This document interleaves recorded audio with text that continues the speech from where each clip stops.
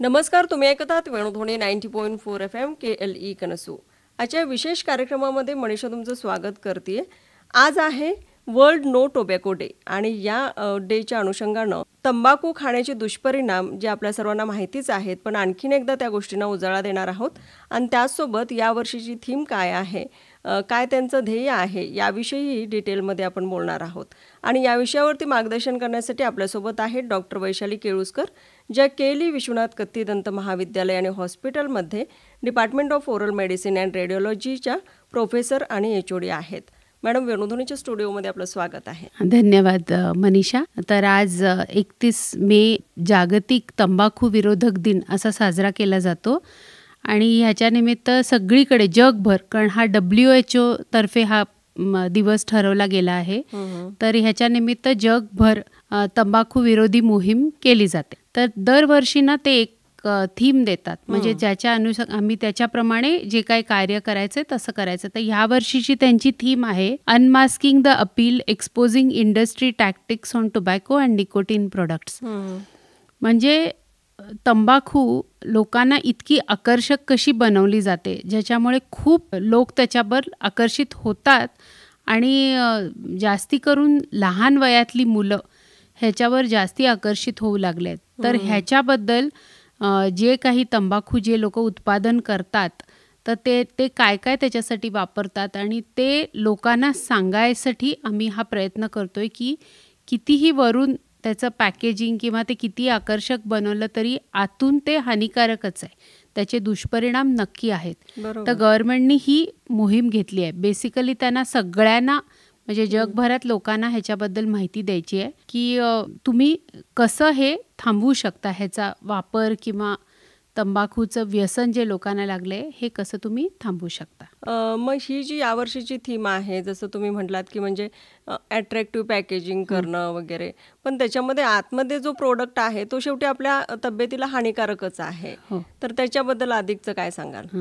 तर गव्हर्नमेंटनी ह्यावर्षी ह्याच्यावरती म्हणजे खूपच त्यांनी ह्याला का महत्त्व दिलं ह्या थीमला, तर कारण असं आहे की आजच्या जगात असं आहे की लोकांना दिसण्यावरती खूप महत्त्व असतं सगळ्या बाबतीत. म्हणजे तुम्ही सगळीकडे बघता, तुम्ही काय प्रकारचे कपडे घालता, तुम्ही कसे राहता, त्याच्यावरच लोक जास्ती भुलतात. आणि हेच ह्या तंबाखू ह्याच्यामध्ये पण त्यांनी तेच साधलं आहे. तर त्याच्यामुळे पहिली गोष्ट काय होते की हे इतकं आकर्षक पाकिटं किंवा त्याचं ज्या प्रकारे ते लावलेलं असतं दुकानात, तर ते लोकांना समजावून सांगणं खूप कठीण जातं, कारण ते बघितलं की घ्यावंसं वाटतं. आता साधारण उदाहरणार्थ आपण जेव्हा कुठल्याही डिपार्टमेंटल स्टोअर्समध्ये जातो, जिकडे जातो, तेव्हा वस्तू तीच असते. एखादं बिस्किटचं पाकिटसुद्धा आपण जर बघितलं तर जिथे आपल्याला ते जास्ती चांगलं वाटतं पाकिट, की रंग छान आहे किंवा हे, ते आपण घेतो बरेच वेळा. तर तेच हे होतं. तर हा मोठा सगळ्यांना, आणि एस्पेशली आपल्याकडे जे तरुण पिढी आहे ना, ती ह्याच्यावर खूप आकर्षित होते. त्यामुळे त्यांना ह्याच्यापासून दूर ठेवणं खूप गरजेचं आहे. म्हणून पहिली गोष्ट ही त्यांनी थीम घेतलेली आहे. दुसरं काय आहे की हे लोक तंबाखू जे उत्पादन करतात ते तंबाखू व्यतिरिक्त ते आणखीन चांगलं व्हावं ह्याच्यासाठी ना त्याच्यामध्ये आणखीन बऱ्याच गोष्टी घालतात, ज्याच्यामुळे त्याचा एक प्रकारचा ना, आपण एकदा जर ते तोंडात घातलं तर आपल्याला पटकन ते छान वाटतं, त्याचा स्वाद चांगला करतात, त्याचा एकूण प्रकारचा काय म्हणायचं फ्लेवर्स जे म्हणतो आपण ते वाढवतात. तर ते सगळं वाढवण्यासाठी त्याच्यात बऱ्याच गोष्टी ॲड करतात. तर त्या दुसऱ्या ज्या बऱ्याच गोष्टीमुळे ते जास्ती आकर्षक बनवतात, ह्याची लोकांना कल्पना देण्याचं खूप गरजेचं आहे. बरोबर. कारण काय होतं, काही काही वेळेला लोकांना वाटतं की त्याच्यात बघून त्याच्यामध्ये जे लिहिलेलं असतं पाकिटावर त्या गोष्टी तंबाखूच नसतात, दुसऱ्या असतात. तर लोकांना वाटतं की ठीक आहे, ह्या गोष्टींनी काय होणार नाही आपल्याला. पण त्याच्यात एक लक्षात घेतलं पाहिजे की त्याचं मुख्य जे आहे ते तंबाखूच आहे. त्याच्याबरोबर हे सगळं बाकीच्या गोष्टी ते जास्ती आकर्षक बनवाव्या म्हणून घातलं जातं. त्यामुळे त्याचा दुष्परिणाम कुठल्याही प्रकारे कमी होत नाही. तर हे लोकांपर्यंत पोचवायचा उद्देश आहे. आणखीन काय होतं की आता तुम्ही तंबाखू जर डायरेक्ट तोंडात घातली तर ती चरचरीत लागते. तर त्याचा तो चरचरीतपणा जाण्यासाठी ते अगदी म्हणजे चांगलं छान असं विरघळेल असं ह्याच्यासाठी पण खूप प्रकार घातले जातात. तर ते सगळं लोकांना त्यांच्या म्हणजे निदर्शनात आणण्यासाठी आम्ही हे यावर्षीचं हे कार्य आहे बेसिकली. आणखीन काय होतं की तुम्ही बघितलं असेल पूर्वी ना त्या पाकिटांवर जास्ती महत्त्व द्यायचं नाही. लोक नुसतं हातावर घ्यायचे, अशी घ्यायचे आणि तोंडात घालायचे. आता काय होतं की त्या पाकिटावर ते इतकी म्हणजे कुठेही तुम्ही ते वापरू शकता. त्यांनी इतकी छोटी छोटी आणि इतकी सुंदर पॅकेजिंग केलेलं आहे त्याचं की तुम्ही कुठेही कामाच्या ठिकाणी इथे तिथे तुम्ही हळूच ते घेऊन तोंडात घातलं कुणाला कळणार पण नाही. तर हे पण लोकांच्या म्हणजे नजरेत आणणं खूप जरुरीचं आहे. त्याच्याशिवाय काय आहे माहिती आहे की थंडावा पण येतो एक प्रकारचा त्यांनी. तर आजकाल ते ना आपण जसं मिंट वगैरे खातो ना तर त्या गोष्टी पण ह्याच्यात घातल्या जातात. त्यामुळे लोकांना काय वाटतं की ही तंबाखू नाहीच आहे, ह्याच्याने आपल्याला खूप ऊर्जा मिळतीये, आपल्याला तोंडात छान वाटतंय, वास पण जातोय. कारण पूर्वी काय व्हायचं, तंबाखूचा वास वेगळा असतो पण त्याच्यात जर तुम्ही चांगले कुठले पदार्थ ऍड केले तर त्याचा वास खूप छान येतो. तर तोंडाला वास येत नाही लोकांची. खरं कारण काय असतं, तुम्ही जेव्हा सिगरेट वगैरे ओढता तेव्हा त्याचा धूर येतो, त्या गोष्टी दिसून येतात. पण तंबाखू पाकिटातली जेव्हा तुम्ही खाता आणि जर त्याच्यात अशा प्रकारच्या गोष्टी घातलेल्या गेल्या असल्या तर लोकांना कळत पण नाही तुम्ही खाल्लेलं.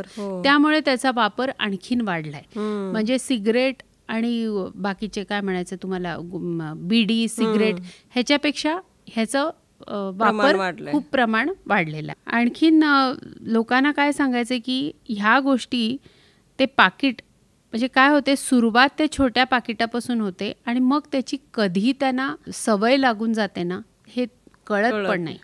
त्यामुळे सुरुवातीच्या काळात त्यांना ह्या सगळ्या गोष्टी सांगणं खूप जरुरीचं आहे. आणि आपल्याकडे काय आहे की गव्हर्नमेंटच्या थोड्या म्हणजे पॉलिसीज पण आहेत की 18 वर्षाखालील मुलांना ह्या गोष्टी विकल्या जाऊ नये, शाळेच्या आसपास तंबाखूची दुकानं असू नयेत. अशा खूप गोष्टी गव्हर्नमेंट आपल्याकडून करते पण त्याचा सगळ्यांना म्हणजे ते पाळल्या जात नाहीत गोष्टी. कारण आता तुम्ही जर दुकानात तुमच्या एखादा मुलगा आला घ्यायला तर तुम्ही प्रत्येक वेळी काय वय विचारून त्यांना देत नाही. हां, तर ते मुख्यतः काय झालंय 12 ते 15, 16 वर्षाची मुलं जी शाळेत आहेत ते मुलं पण ह्याच्यावर, कारण त्यांना काय होतं, काहीतरी खाल्ल्यावर एखादं मिंट वगैरे खा किंवा पूर्वी कसं एक पेपर मिंट खायचे म्हणजे ऑरेंजच्या गोळ्या लोक खायचे. आता काय झालंय, हे दिसतं आणि हे खूप छान दिसतं, ह्याचा खूप छान वास आहे आणि तोंडाला वास येत नाही, तोंडात थंड वाटतं, माउथ फ्रेशनर ह्याच्याप्रमाणे लोक वापरायला लागले. म्हणून गव्हर्नमेंट खूप प्रयत्न करतोय की लोकांपर्यंत हे पोचावं. जरी ना वर्षोनवर्ष खूप प्रयत्न केले जातात तरी ना 1-2% त्याच्यात आम्हाला यश येतं लोकांना सांगण्यात. त्यामुळे काय आहे, आमच्या परीने आम्ही ॲटलिस्ट 100 लोकांना जर सांगायचा प्रयत्न केला तर त्यातले जरी 10 लोक जरी वाचले, सुधारले तरी आम्ही त्याच्यात खूप, आम्हाला वाटतं की आम्ही त्याच्यात यश मिळवलं.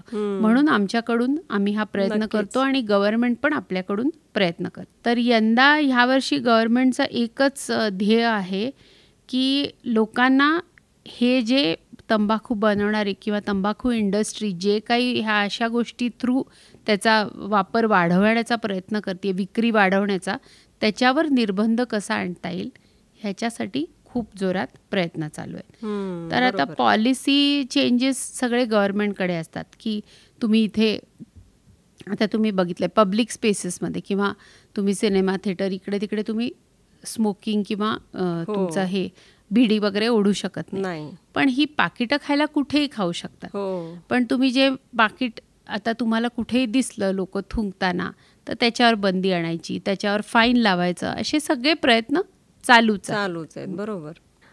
पण तुम्ही म्हटल्यासारखं एवढे प्रयत्न करूनही आणि कुठंतरी कमी पडतोय असा रिझल्ट आहेच. त्यांचा ॲक्च्युअल प्रयत्न काय करायला पाहिजे की त्याचा म्हणजे कुठलीही गोष्ट आपल्याला जेवढा त्याचा सप्लाय होतच राहतो पण त्याचा डिमांड कमी करणं जरुरी. म्हणजे लोकांना जर लोकांची जरूरत वाढली ना तर हे लोक इंडस्ट्रीवाले ते वाढवतच राहतात खूप ना खूप प्रकारे. तर त्यामुळे लोकांची जरूरत कमी करणं हे खूप जरुरीचं आहे. त्याच्यासाठी त्यांना ह्या सगळ्या गोष्टीचं शिक्षण आणि ज्ञान देणं अतिशय जरुरीचं आहे. बऱ्याच लोकांना त्याच्याबद्दल काहीही माहिती नसते. आणि आता काय जगभर तुम्ही बघितलं तर करोडो लोकांना तंबाखूमुळे कॅन्सर होतो. करोडो लोक त्याच्यानी अतिशय प्रमाण वाढलंय, कॅन्सरनी मरतात सुद्धा. पण काय होतं की एवढं सगळं करून सुद्धा त्याची ज्या प्रकारे म्हणजे आता ॲडव्हर्टायझिंग जे होतं त्याच्यामध्ये ह्या गोष्टी दाखवल्या जातच नाहीत ना. होय ना, हं. बरोबर. आता पूर्वी कसं सिनेमात सुद्धा सिनेमा सुरू व्हायच्या आधी एक दाखवायचे ॲडव्हर्टाईज की तंबाखू किती हानिकारक आहे तंबाखू, किंवा धूम्रपान तंबाखूचे काय करणे. ती पूर्ण दाखवले. आता काय झालंय, लोक थिएटरमध्ये सुद्धा खूप कमी जातात. हो ना, आता सगळं तुम्ही घर बसल्या तुम्हाला तुमच्या मोबाईलवर मिळतं. किंवा तुमच्या OTT प्लॅटफॉर्मवर सगळं बघितलं जातं. हो. तर तिथे ह्या गोष्टीमुळे लोकांना आणखीन एक गव्हर्नमेंटचा प्रयत्न त्याच्यामध्ये थोडासा फसलेला आहे, कारण लोक जातच नाहीत अशा ठिकाणी बघायला. आणि शेवटी ना आपलं माणसाची अशी एक वृत्ती आहे की आपल्याला जे चांगलं वाटेल ना तेच आपण बघतो. बरोबर. हां, आणि आपल्या मनाला आपण त्याचा विश्वास करून घेतो की नाही नाही हे चांगलंच आहे आणि हे काय वाईट नाही आहे. इतके हजारो लोक घेत आहेत तर नक्कीच ह्याच्यात काही वाईट नसेल. त्यामुळे खूप ना बरेच वेळा तुम्ही ठामपणे त्यांना जोपर्यंत सांगत नाही परत तोपर्यंत परिणाम होत नाही. म्हणजे आता आम्ही कॉलेजमध्ये सुद्धा आमच्या डेंटल कॉलेजमध्ये आमचा एक तंबाखू सेल आहे, म्हणजे विरोधक सेल, जिकडे आम्ही लोक ज्या प्रकारचं कुठल्याही प्रकारचं तंबाखूचं सेवन करत असतील तर त्यांच्याशी बोलतो, त्यांना सांगतो दुष्परिणाम वगैरे. पण ह्याच्यात सुद्धा ना असं 100% यश येत नाही. बरोबर. कारण लोकांना ही गोष्ट पटण्या इतपत खूप काय काय करावं लागतं माणसाची. कारण आपल्याला सुद्धा एखादी आता घरी सुद्धा जर समजा आपल्याला आईने सांगितलं की एखादी गोष्ट वाईट आहे करू नको, तर आपल्याला त्याच्याबद्दल जास्ती असं वाटतं की एकदा तरी करून बघूया, एवढं काय वाईट आहे त्याच्यात.